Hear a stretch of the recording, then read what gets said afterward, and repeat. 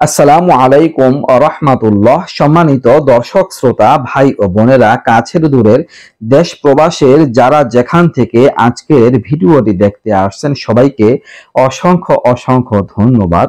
বন্ধুরা, রাত্রিবেলা গাছের পাতা ছিঁড়লে, ফল ছিঁড়লে, ফুল ছিঁড়লে ক্ষতি হয়, অমঙ্গল হয়, কোনো সমস্যা জীবনে দেখা দিতে পারে, এমন অনেক কথা লোক সমাজে প্রচলিত মুরব্বীরা বলে থাকেন যে রাত্রে গাছের পাতা ছিঁড়ো না, ফল ছিঁড়ো না, ছিঁড়লে সমস্যা হবে, ক্ষতি হবে। দর্শক, এই জাতীয় কথাগুলো যে আছে এগুলো কুসংস্কার। ইসলাম এর কোনো ভিত্তি নেই, কোরআন ও হাদিসে এর কোনো গ্রহণযোগ্যতা নেই।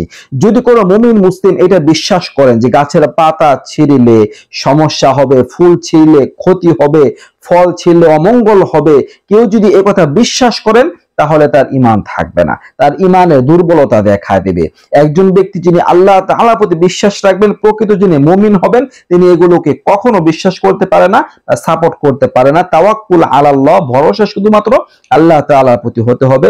ভালো এবং খারাপের মালিক শুধুমাত্র আল্লাহ তাআলা, অন্য কোনো মাখলুকের ক্ষমতা নেই। তো বন্ধুরা, আশা করি বুঝতে পারছেন এই সমস্ত কুসংস্কার থেকে নিজেকেও বাঁচতে হবে, অন্যদেরকেও সতর্ক করতে হবে। তো কেমন লাগলো ভিডিওটা অবশ্যই কমেন্ট করে লিখে জানাবেন। নিত্য নতুন আরো ভিডিও পেতে সবাই পাশেই থাকবেন। এ পর্যন্ত আসসালামু আলাইকুম ওয়া রাহমাতুল্লাহ।